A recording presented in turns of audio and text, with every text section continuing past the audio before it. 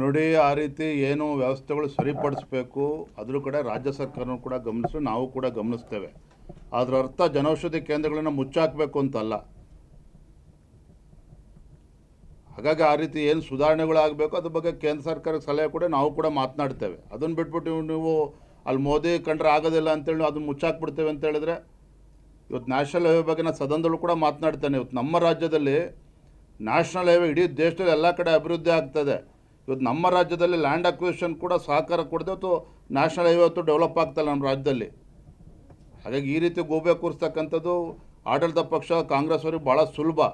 ಅದೇ ಸುಧಾರಣೆ ಆಗಿ ಮಾಡ್ಕೊಂಡು ಸರಿಪಡಿಸ್ಕೋಬೇಕು, ಅದ್ರ ಬಗ್ಗೆ ಸಲಹೆ ಕೊಡಲಿ ಅವರು ಕೂಡ.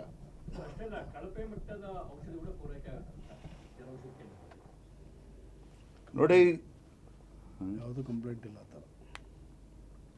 ಈ ರೀತಿ ಆರೋಪಗಳನ್ನು ಮಾಡಿಕೊಂಡು ಎಲ್ಲೋ ಒಂದು ಕಡೆ ರಾಜ್ಯ ಸರ್ಕಾರ ಅಡ್ಡದಾರಿಗೆ ತೆಗೆದುಕೊಂಡು ಹೋಗ್ತಕ್ಕಂಥ ಕೆಲಸವನ್ನು ಕೂಡ ಮಾಡೋದ್ರಲ್ಲಿ ಅವ್ರು ನಿಸ್ಸೀಮರಿದ್ದಾರೆ.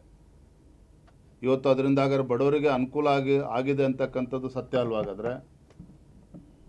ಹಾಗಾಗಿ ಈ ರೀತಿ ಆರೋಪಗಳನ್ನು ಮಾಡಿಕೊಂಡು ಕೇಂದ್ರ ಸರ್ಕಾರದ ಯೋಜನೆ ಕಲ್ಲಾಗ್ತಕ್ಕಂಥ ಒಂದು ಷಡ್ಯಂತ್ರ ರಾಜ್ಯ ಸರ್ಕಾರ ಮಾಡ್ತಿದೆ ಹೊರತು ಅದು ಸಂಪೂರ್ಣ ಸತ್ಯಾಂಶ ಇಲ್ಲ. ಅದರಲ್ಲಿ ಕರೋನಾಗೆ ಮಾಡಿದವರು ಕಾಂಗ್ರೆಸ್ ಅವರು ಇದನ್ನು ಯಾವ ರೀತಿಯಾಗಿ ಡಿಫೆಂಡ್ ಮಾಡ್ಕೊತಿದ್ದಾರೆ ಅಂದರೆ, ಅಲ್ಲಿ ಹಾಸ್ಪಿಟಲ್ ಇರ್ತಕ್ಕಂಥದ್ದು ಮಾತ್ರ ನಾವು ತೆರವುಗೊಳಿಸ್ತಿದ್ದೀವಿ. ಅದಕ್ಕೆ ಯಾಕಂದರೆ ಎಲ್ಲ ಕೂಡ ಈಗಾಗಲೇ ಹಾಸ್ಪಿಟಲಲ್ಲೇ ಸಿಗೋ ಥರ ಅಲ್ಲ ರೀ, ಜನ ತೀರ್ಮಾನ ಮಾಡಲಿ ರೀ. ಇವತ್ತು ನೋಡಿರಿ, ವಾಸ್ತವಿಕ ಸತ್ಯ ಏನು ಎಲ್ರಿಗೂ ಗೊತ್ತಿದೆ. ಇವತ್ತು ಸರ್ಕಾರಿ ಆಸ್ಪತ್ರೆಗಳಲ್ಲಿ ಇವತ್ತು ಡಾಕ್ಟರ್ಸ್ಗಳು ಯಾವ ರೀತಿ ವೈದ್ಯರು ಎಲ್ಲರೂ ಇದ್ದಾರೆ ಅದೇ ರೀತಿ ಅಂತ ಹೇಳೋದಿಲ್ಲ. ಇವತ್ತೆಲ್ಲ ಖಾಸಗಿ ಇವತ್ತು ಮೆಡಿಕಲ್ ಶಾಪ್ಗಳಿಗೆ ಪ್ರಿಸ್ಕ್ರಿಪ್ಷನ್ ಬರ್ಕೊಡ್ತಾ ಸಂಖ್ಯೆನೇ ಜಾಸ್ತಿ ಇದೆ. ಇವತ್ತು ಬಡವರು ತೀರ್ಮಾನ ಮಾಡ್ತಾರೆ. ಇವತ್ತು ರಾಜ್ಯ ಸರ್ಕಾರದ ವ್ಯವಸ್ಥೆಯಲ್ಲಿ ಇಲ್ಲ, ಸಿಗ್ತಾ ಇಲ್ಲ ಅಂತ ಹೇಳಿದ್ರೆ ಜನೌಷಧಿ ಕೇಂದ್ರಗಳಲ್ಲಿ ಇವತ್ತು 100 ರೂಪಾಯಿ ಮಾತ್ರ ಇವತ್ತು 10 ರೂಪಾಯಿ ಸಿಗುತ್ತೆ ಅಂದರೆ ಅದು ಉಪಯೋಗಿಸ್ಕೊಳ್ಳಿ, ಬಳಸ್ಕೊಳ್ಳಿ. ಅದು ಇವ್ರು ಯಾರು ತೀರ್ಮಾನ ಮಾಡೋದಕ್ಕೆ? ಜನ ತೀರ್ಮಾನ ಮಾಡ್ತಾರೆ. ಅವ್ರಿಗೆ ಎಲ್ಲಿ ಸರಿ ಅನ್ಸುತ್ತೆ ಅಲ್ಲಿ ಖರೀದಿ ಮಾಡ್ತಾರೆ. ನೀತಿ ಆಯೋಗ ಸಂಬಂಧಪಟ್ಟಂತೆ ಸರ್, ಎಲ್ಲ ಬೇರೆ ಕಡೆ ಸಭೆ ಪೂರ್ವಭಾವಿ ಸಭೆ ನಿಗದಿ ಆಗಿತ್ತು, ಹಾಗಾಗಿ ಹೋಗಲಿಲ್ಲ ಅಂತ ಸಿದ್ದರಾಮಯ್ಯ ಅವರು ಸ್ಪಷ್ಟೀಕರಣ ಕೊಟ್ಟರು. ಬಟ್ ಹೋಗದೇ ಇರೋದು ತಪ್ಪೇ. ಆದರೆ 2 ಸರ್ವಪಕ್ಷ ಸಭೆಗಳಿಗೆ ಪ್ರಧಾನಿ ಮೋದಿ ಅವರು ಭಾಗವಹಿಸಲಿಲ್ಲ. ದೇಶದ ಭದ್ರತೆ ಸಂಬಂಧಪಟ್ಟಂತೆ ನಿರ್ಧಾರ ತೆಗೆದುಕೊಳ್ಳುವಂತಹ ಸಭೆಗಳು, ಅದನ್ನ ಕಾಂಗ್ರೆಸ್ ಮುಂದೆ ಇಟ್ಕೊಂಡು ಟೀಕೆ ಮಾಡ್ತಾ ಇದೆ. ಅವರು ಆ ಸಭೆಗೆ ಸಿದ್ದರಾಮಯ್ಯನವರು ಹೆಂಗೆ ಬ್ಯುಸಿ ಇದ್ರು, ನೀತಿ ಆಯೋಗದ ಸಭೆ ಕರೆದಾಗ ಪಾಪ ಅವ್ರ ಪೂರ್ವ ನಿಯೋಜಿತ ಕಾರ್ಯಕ್ರಮ ಇತ್ತು. ಇಂಥ ಮಹತ್ವ ಇರತಕ್ಕಂಥ ಸಭೆ ಪ್ರಧಾನಮಂತ್ರಿಗಳು ಕೂಡ ಬೇರೆ ಇದರಲ್ಲಿ ಬ್ಯುಸಿ ಇದ್ದಿದ್ದರಿಂದ ಆ ಸಭೆ ಹೋಗೋಕ್ಕಾಗಲ್ಲ. ಗೃಹ ಸಚಿವರು ಇದ್ದರು. ತಮನ್ನಾ ಭಾಟಿ ಅವರ ನೇಮಕಕ್ಕೆ ಬಿಜೆಪಿ ವಿರೋಧ ಮಾಡ್ತಿರುವಾಗ ಕೆಎಸ್ಡಿಎಲ್ ಒಂದು ದಾಖಲೆ ಬಿಡುಗಡೆ ಮಾಡಿದೆ. ಬರೋಡಾ ಸಂಸದರಾಗಿದ್ದಂತಹ ದೀಪಿಕಾ ಚಾರ್ಲಿ ಅವರನ್ನ 90ರ ದಶಕದಲ್ಲಿ ಮೈಸೂರು ಸ್ಯಾಂಡಲ್ ಸೋಪ್ಗೆ 25 ಲಕ್ಷ ರೂಪಾಯಿ ಕೊಟ್ಟು ರಾಯಭಾರಿಯಾಗಿ ನೇಮಕ ಮಾಡಲಾಗಿತ್ತು ಅನ್ನುವಂಥ ವಿಚಾರ. ಅದಲ್ಲದೆ ಧೋನಿ ಅವರನ್ನು ಕೂಡ ನೇಮಕ ಮಾಡಲಾಗಿತ್ತು. ಜಾವಗಲ್ ಶ್ರೀನಾಥ್, ಅನಿಲ್ ಕುಂಬ್ಳೆ ಇಂಥವರ ಕರ್ನಾಟಕದ ಕ್ರಿಕೆಟಿಗರು ಇದ್ರು ಕೂಡ ಅವತ್ತು ಧೋನಿ ಅವರನ್ನ ನೇಮಕ ಮಾಡಲಾಗಿತ್ತು. ಆಗ ಯಾವುದೋ ಬಿಜೆಪಿ ವಿರೋಧ ಮಾಡಿ, ಹಂಗಾರೆ ತಮನ್ನಾ ಭಾಟಿಗೆ ಇನ್ನೂ 4 ಕೋಟಿ ಜಾಸ್ತಿ ಕೂಡ ಕೇಳಿ. ಪ್ರಶ್ನೆ ಅದಲ್ಲ. ಇವತ್ತು ಹಿಂದೇನು ತಪ್ಪುಗಳಾಗಿದ್ದಾಗ ಅದೇ ತಪ್ಪುಗಳು ಮುಂದುವರ್ಸ್ಕೊಂಡು ಹೋಗ್ಬೇಕಾಗಾದ್ರೆ ನಾವಿವತ್ತು ಕೇಳ್ತಾ ಇರ್ತಕ್ಕಂಥದ್ದು ಅಂಥ ಇತಿಹಾಸ ಇರ್ತಕ್ಕಂಥ ಅಂಥ ಸಂಸ್ಥೆನ ಉಳಿಸ್ಕೊಂಡು ಹೋಗಬೇಕು. ನಮ್ಮ ರಾಜ್ಯ ಸರ್ಕಾರ ಕರ್ತೇವೆ, ಅದು ಒಂದು ಭಾಗ. ಆ ರೀತಿ ಇವತ್ತು 6 ಕೋಟಿ 6.5 ಕೋಟಿ ಕೊಡ್ಕೊಂಡು ಆಯ್ತು, ಇನ್ನೊಂದು ವರ್ಷ ಆದಮೇಲೆ ಇದೇ ಪ್ರಶ್ನೆ ಕೇಳೋಣ, ಎಷ್ಟು ಲಾಭ ಮಾಡಿದ್ದೀರಿ ಅಂತೇಳಿ. ಈ ರೀತಿ ನಾವು ನೋಡಿ, ವಿರೋಧ ಪಕ್ಷ ಟೀಕೆ ಮಾಡೋದಕ್ಕೋಸ್ಕರ ನಾವು ಟೀಕೆ ಮಾಡ್ತಾ ಇಲ್ಲ. ಇದು ನಾವು ಎತ್ತಿರ್ತಕ್ಕಂಥ ವಿಚಾರ, ಭಾಳ ಗಂಭೀರವಾಗಿರ್ತಕ್ಕಂಥ ಪ್ರಶ್ನೆ ನಾವು ಮಾಡ್ತಾ ಇದ್ದೇವೆ. ರಾಜ್ಯದ ಜನರ ಪರವಾಗಿ ಪ್ರಶ್ನೆ ನಾವು ಎತ್ತಿದ್ದೇವೆ.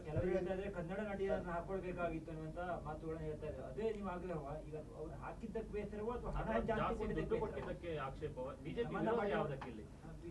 ನಟಿನೇ ಹಾಕಬೇಕು ಅಂತೇಳಿ ಬಿಜೆಪಿ ಅವರು ಒತ್ತಾಯ ಮಾಡ್ತಾ ಇಲ್ಲ. ಅದಕ್ಕೆ ಯಾರು ಅರ್ಹರು ಇದ್ದಾರೆ ಅದನ್ನು ಯಾರನ್ನ ತೆಗೆದುಕೊಂಡ್ರೆ ಅದಕ್ಕೆ ಲಾಭ ಆಗ್ತದೆ ಅಂತ ಹಾಕ್ಕೊಳ್ಳಿ, ಮಾರ್ಕೆಟಿಂಗ್ ದೃಷ್ಟಿಯಿಂದ. ನಾನು ಅದೇ ಮಂತ್ರಿಗಳು ಹೇಳಿಕೆ ನೋಡ್ತೇವೆ, ಪರಿಣಿತರು ಯಾರು ಪರಿಣಿತರು ಪಟ್ಟ್ಯಾರ ಕೊಡಲಿ ಹೋಗಲಿ.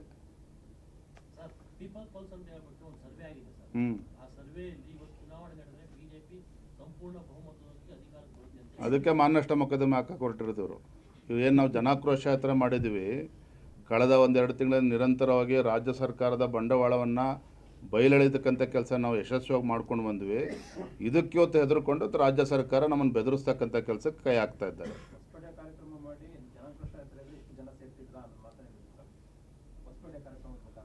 ಜನ ಸೇರಿದ ತಕ್ಷಣ ಇವರು ಅದನ್ನೇ ಮಾನದಂಡ ಅನ್ಕೊಂಡ್ಬಿಟ್ರೆ ಅದು ಗೊತ್ತಿದೆ ಎಲ್ಲ ಇತಿಹಾಸ. ಅದು ಬಿಡಿ, ಜನ ಸೇರಿಸ್ಬೇಕಾದ್ರೆ ಅದಕ್ಕೆ ಎಷ್ಟು ಸರ್ಕಾರಿ ವ್ಯವಸ್ಥೆಗಳು ದುರುಪಯೋಗ ಆಗಿದೆ ಅದೆಲ್ಲವೂ ಚರ್ಚೆ ಮಾಡಿ ಇನ್ನೊಂದು ಸಂದರ್ಭದಲ್ಲಿ. ಅದರ ವಿರೋಧ ಪಕ್ಷವು ನಮ್ಮ ಕರ್ತವ್ಯ ನಾವು ಮಾಡ್ತಾ ಇದ್ದೇವೆ. ಅದನ್ನು ಹತ್ತಿಕ್ಕತಕ್ಕಂಥ ಕೆಲಸ ರಾಜ್ಯ ಸರ್ಕಾರ ಮಾಡ್ತಾ ಇದೆ. 18 ಜನ ಬಿಜೆಪಿ ಶಾಸಕರ ಅಮಾನತು ವಾಪಸ್ಸು ಅಸಂವಿಧಾನಕ್ಕಂತ ನೀವು ಆಯೋಗದಿಂದ ಪ್ರಸ್ತಾಪ ಅಂತ ಹೇಳಿದ್ದಾರೆ ಶಿವಮೊಗ್ಗದಲ್ಲಿ. ಯಾಕಂದ್ರೆ ಸ್ಪೀಕರು, ಸಿಎಂ ಆಪೋಸಿಷನ್ ಅವರೇ ಸುಪ್ರೀಂ ಅಲ್ಲ, ಸದನ ಸುಪ್ರೀಂ ಅಂತ ಅವ್ರು ಹೇಳೋದು. ಮುಖ್ಯಮಂತ್ರಿಗಳು ಅವರು ಕೂಡ ಐನೋಮಿನತ್ ಕಾಂಗ್ರೆಸ್ಸಲ್ಲೇ ಇದ್ದಾರೆ, ಅವ್ರ ಅಭಿಪ್ರಾಯ ಕೊಟ್ಟಿದ್ದಾರೆ, ಮುಖ್ಯಮಂತ್ರಿ ಜೊತೆ ಚರ್ಚೆ ಮಾಡಲಿ. ನಾವು ಹೇಳ್ತಾ ಇರ್ತಕ್ಕಂಥದ್ದು 18 ಶಾಸಕರು ಅಮಾನತ್ ಮಾಡಿದ್ದೇ ಪ್ರಜಾಪ್ರಭುತ್ವ ವಿರೋಧಿ ನೀತಿ, ಅನ್ಡೆಮೊಕ್ರೆಟಿಕ್. ಸ್ಪಷ್ಟವಾಗಿ ಹೇಳ್ತದೆ, ಶಾಸಕರನ್ನು ಅಮಾನತ್ ಮಾಡಬೇಕಾದ್ರೆ ಆ ಸದನದ ಎಷ್ಟು ದಿನಗಳು ಬಾಕಿ ಇರ್ತದೆ ಅದಕ್ಕಷ್ಟೇ ಅಮಾನತ್ ಮಾಡ್ಬೋದು ಅಂತೇಳಿ ಸ್ಪಷ್ಟವಾಗಿದೆ. ಬೇರೆ ರಾಜ್ಯದಲ್ಲಿ ಏನಾಗಿದೆ, ಮತ್ತೊಂದು ಕಡೆ ಏನಾಗಿದೆ, ಅದೆಲ್ಲ ಪ್ರಶ್ನೆ. ಆದರೆ ಸಂವಿಧಾನದ ಬಗ್ಗೆ ಉದ್ದುದ್ದ ಭಾಷಣ ಬಿಗಿತಾರಲ್ಲ ಇವತ್ತು ಕಾಂಗ್ರೆಸ್ನವರು. ಇವತ್ತೇನು ಆ ತೀರ್ಮಾನ ತೆಗೆದುಕೊಂಡಿದ್ರು ಅದು ಸಂವಿಧಾನ ವಿರೋಧಿ ನಡೆ ಅನ್ನೋದು ಭಾರತೀಯ ಜನತಾ ಪಾರ್ಟಿ ನಮ್ಮ ನಿಲುವು.